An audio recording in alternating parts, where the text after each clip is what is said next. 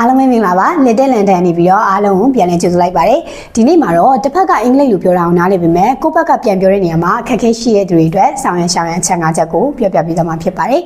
နံပါတ်1အနေနဲ့တစ်ဖက်ကအင်္ဂလိပ်လိုပြောလာတဲ့အခါမှာကိုကမြန်မာလိုစဉ်းစားမနေဘဲနဲ့ချက်ချင်းပြန်ပြောနိုင်အောင်လို့ကြိုးစားပါဘာလို့လဲဆိုတော့မြန်မာလိုစဉ်းစားနေတဲ့ချိန်မှာကိုကဘာပြောရမလဲဆိုတာကိုစာစီနေတာနဲ့တင်တစ်ဖက်ကပြန်ပြောတာ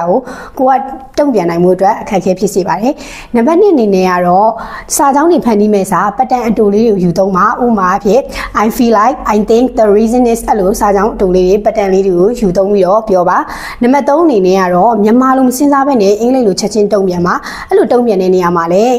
simple English ဖြစ်တဲ့ဒီလိုပေါ့နော်ရိုးတန်းအားလေးတွေပဲယူသုံးပါ complex idea တွေလုံးဝမလိုပါဘူးနံပါတ်4အနေနဲ့ကတော့တယောက်တည်းအတန်ထွက်လေ့ကျင့်ပါဒီလိုလေ့ကျင့်တဲ့အခါမှာလည်းတစ်နေ့ကို9မိနစ်လောက်ကိုယ်တိုင်ပြောပါဘာကြောင့်ပြောလဲဆိုတာအရေးမကြီးပါဘူးအဓိကတော့အပြောလေ့ကျင့်နေဖို့ပဲဖြစ်ပါတယ်။နောက်ဆုံးအချက်အနေနဲ့နံပါတ်5ကတော့အမှားလုပ်ဖြစ်တာကိုကိုယ့်ဘာသာကိုခွင့်လွှတ်ပေးပါ။ဘာဖြစ်လို့လဲဆိုတော့အမှားလုပ်မှာကိုကြောက်တဲ့စိတ်ကပဲဒီလိုပြောမထွက်တဲ့ဟာကိုပို့ပြီးတော့ဆိုရကြည့်ပါတယ်။ဒါကြောင့်မို့လို့အမှားပြောမိမှာကိုမကြောက်ပါနဲ့။အမြဲတမ်းပြောရင်းနဲ့အမှားတွေကနေပြီးတော့ speaking skill ကိုတိုးတက်သွားအောင်လို့ဆောင်ရွက်ပေးနိုင်ပါတယ်။ဒါကြောင့်မို့လို့ဒီလိုအချက်၄၅ချက်ကိုတဖြည်းဖြည်းနဲ့လုပ်ရင်းနဲ့ speaking skill ကိုအခုထပ်ပို့ပြီးတော့တိုးတက်နိုင်အောင်လုပ်နိုင်ပါစေလို့ဆုတောင်းပေးလိုက်ပါတယ်။အားလုံးကျေးဇူးအများကြီးတင်ပါတယ်။ Unlock your power.